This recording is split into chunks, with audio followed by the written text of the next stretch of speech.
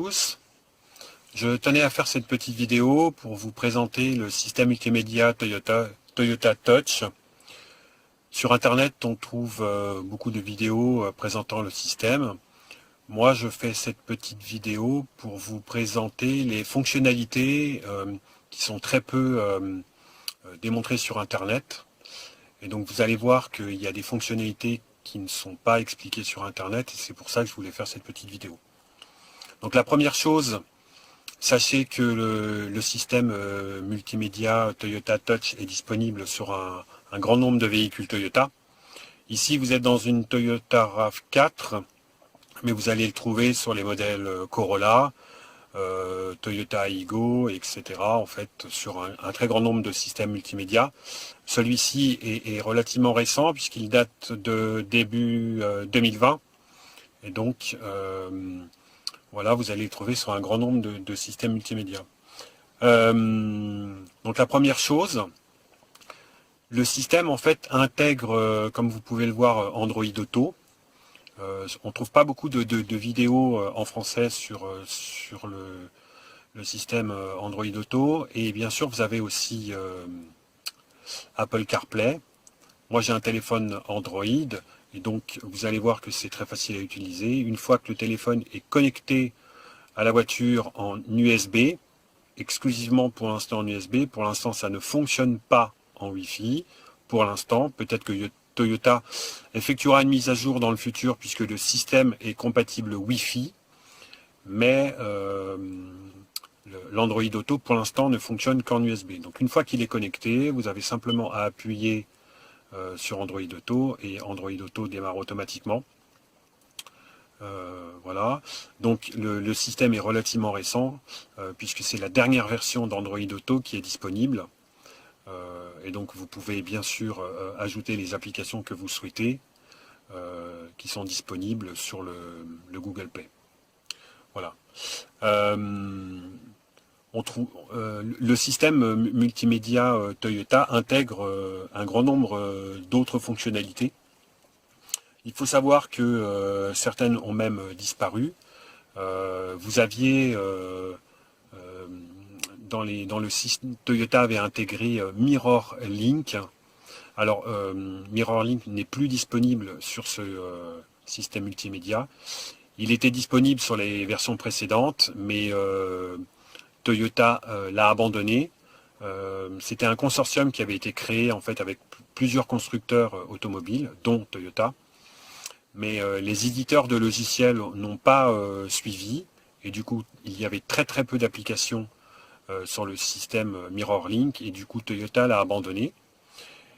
Ils ont ensuite créé un autre système qui s'appelle Smart Device Link, qui est basé sur le même principe, un consortium qui a été créé avec plusieurs constructeurs. Encore une fois, les éditeurs n'ont pas suivi, du coup c'était un double échec. Devant ce double échec, Toyota a finalement décidé de mettre Android Auto et Apple CarPlay dans le système multimédia. Vous avez la possibilité d'ajouter des applications dans le système multimédia, mais il faut savoir que en France et en Europe, nous n'avons qu'une application disponible dans le système qui est Coyote. Je ne sais pas pourquoi en France on n'a qu'une application, peut-être à cause d'Android Auto, parce que du coup avec Android Auto vous pouvez ajouter beaucoup d'applications, et dans le système multimédia vous n'avez la possibilité qu'en d'en installer qu'une. Alors qu'aux États-Unis, les Américains ont la possibilité en fait sur leur téléphone d'installer une application qui s'appelle Entune 3. Et ça leur permet d'installer un grand nombre d'applications dans le système multimédia. Mais malheureusement, ce n'est pas disponible en France. Une autre fonctionnalité qui est très intéressante en fait dans le système multimédia, puisque sur internet j'ai vu beaucoup de vidéos de personnes qui bidouillent leur système multimédia et leur téléphone pour afficher par exemple YouTube sur le système multimédia.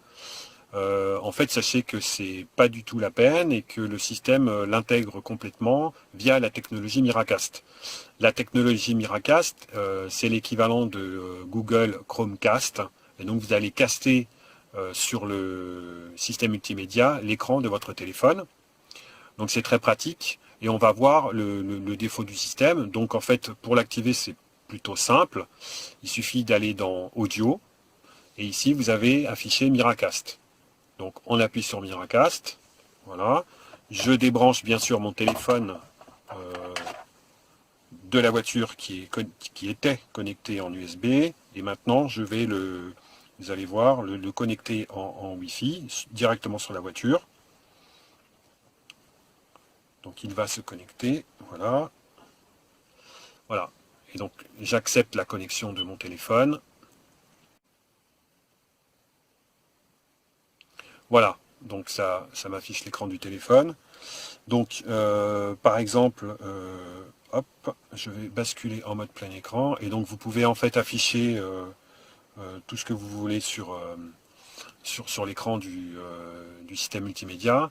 Donc, je vous le disais, le gros défaut, c'est que vous voyez, en fait, je ne peux pas contrôler mon téléphone via le système multimédia. C'est uniquement avec le téléphone que je vais faire défiler et que je vais pouvoir afficher. Donc il n'est pas possible de contrôler mon téléphone via l'affichage d'écran. Donc c'est vraiment un affichage déporté exactement comme le Google Chromecast. Vous n'avez aucun moyen de contrôler. Donc l'utilité est moindre. Ça peut être intéressant si par exemple vous voulez afficher un film alors que les enfants sont en train d'attendre sur un parking. Et donc vous voulez leur mettre un film. Et donc ça marche très bien. Je peux rapidement vous montrer. Donc si j'affiche un film, par exemple, hop.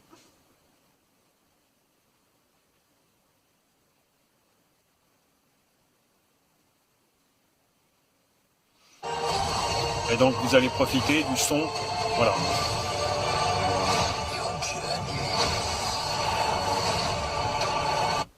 Voilà, je ne vais pas mettre toute la vidéo.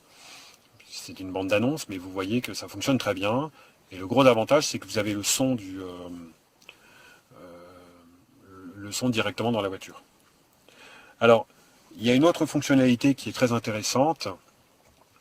Il faut savoir que la voiture est connectée en permanence sur Internet. Donc ça, c'est quelque chose qu'on trouve très peu sur Internet comme information. Sachez qu'en fait, la voiture possède le système DCM et qu'elle est connectée sur Internet en permanence.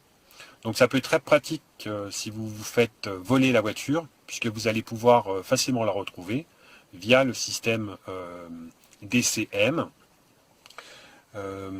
Et donc en fait, pour l'activer, il faut installer l'application sur votre téléphone mobile.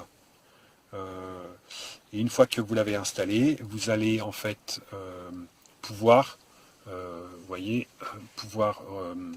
suivre l'état de la voiture. Donc une fois que c'est connecté, via l'application MyT, vous allez pouvoir avoir les informations par exemple du carburant. Vous allez pouvoir avoir différentes informations où trouver la voiture. Donc ça va vous cartographier exactement l'endroit où elle est. Si vous avez oublié où elle était stationnée ou si quelqu'un vous l'a volée. Et la fonctionnalité très intéressante, c'est le coaching hybride. Le coaching hybride, en fait, va vous aider à vous donner des statistiques d'utilisation de votre voiture. Et vous allez voir par exemple que la consommation de la voiture ici est très intéressante, puisque la voiture en fait me donne en temps réel une note sur l'utilisation que j'en fais, et vous allez voir que par exemple ici, je vous le montre, j'ai fait voilà, 36 km et j'ai consommé 4,5 litres au 100. Donc c'est une voiture qui consomme très peu.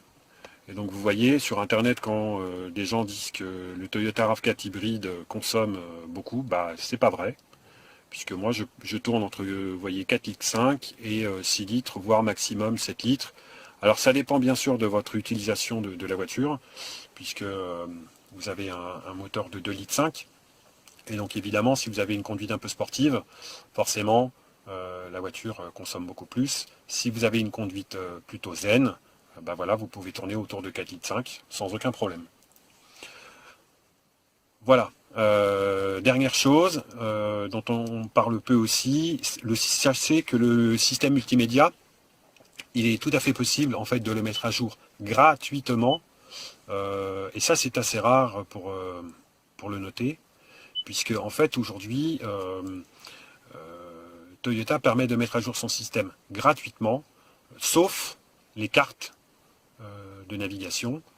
Vous voyez ici qu'il y a l'audio, et donc l'audio, vous pouvez le mettre à jour gratuitement. La navigation, en fait, c'est le système de navigation et pas les cartes. Elles se mettent à jour gratuitement. Le NavDB version, en fait, ça, ce sont les cartes qui sont payantes par Toyota, mais elles sont gratuites pendant 3 ans au moment de l'achat du véhicule.